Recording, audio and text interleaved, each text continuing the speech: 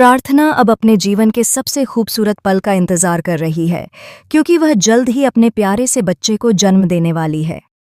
घर में हलचल है, लेकिन इस खुशी के बीच एक अनजाना डर भी छिपा हुआ है, जिसे प्रार्थना महसूस तो करती है, पर समझ नहीं पाती।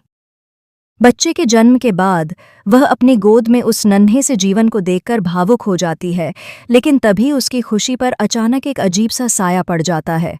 प्रार्थना एक बेटे को जन्म देती है और बेटे को देखते ही गौतम का रवैया एकदम बदल जाता है। दरअसल गौतम पहले ही अपने मन में यह निर्णय कर चुका होता है कि अगर बेटा हुआ तो वह बच्चे को अपने पास रखेगा और अगर बेटी हुई तो प्रार्थना के पास रहने देगा। उसका यह भेदभाव भरा सोच किसी को पता नहीं था, लेकिन जैसे ही सच सामने आता है, प्रार्थना के पैरों तले जमीन खिसक जाती है। गौतम गुस्से भरी आवाज में प्रार्थना से कहता है कि यह बच्चा उसी का है और इस पर उसका अधिकार ज्यादा है। वह प्रार्थना से यह उम्मीद करता है कि वह खुशी खुशी बेटे को उसे सौंप दे, लेकिन जब प्रार्थना अपना बच्चा देने से मना कर देती है तो गौतम का असली रूप सामने आ जाता है। वह जबरदस्ती बच्चे को उसकी गोद से छीन लेता है और उसे लेकर सीधे माही के घर पहुंच जाता है। माही उस समय यह समझ भी नहीं पाती कि अचानक यह बच्चा उसकी जिम्मेदारी कैसे बन गया। गौतम उसे साफ साफ कहता है कि यह बच्चा अब उनका है और वह उसे अपना नाम देगा।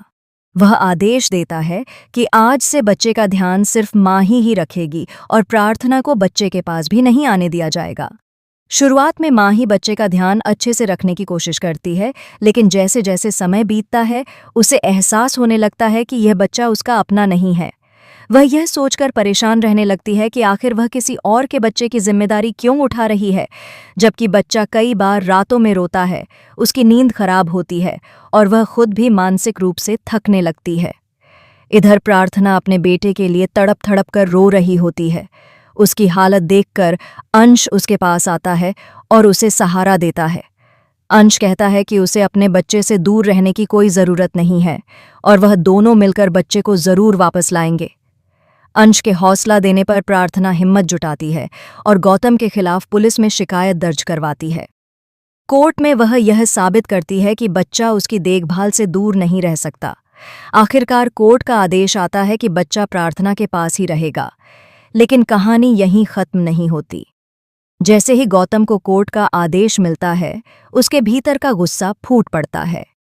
वह फैसला मानने को तैयार नहीं होता और योजना बनाता है कि वह बच्चे को लेकर कहीं दूर चला जाएगा, इतना दूर कि प्रार्थना और अंश कभी वहां तक पहुंच भी न सकें।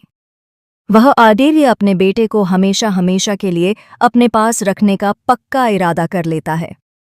अब सवाल ये है कि क्या प्रार्थना और अंश समय रहते गौतम तक पहुंच पाएंगे? क्या प्रार्थना अपने बच्चे को हमेशा के लिए खो देगी या मां की ममता एक बार फिर हर मुश्किल पर जीत हासिल करेगी?